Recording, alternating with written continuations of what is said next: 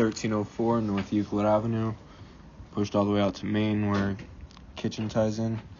This is in the cast iron secondary line.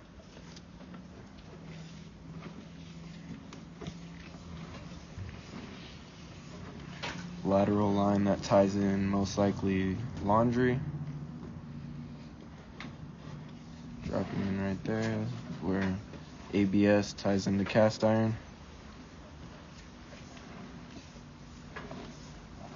All the grease taken out.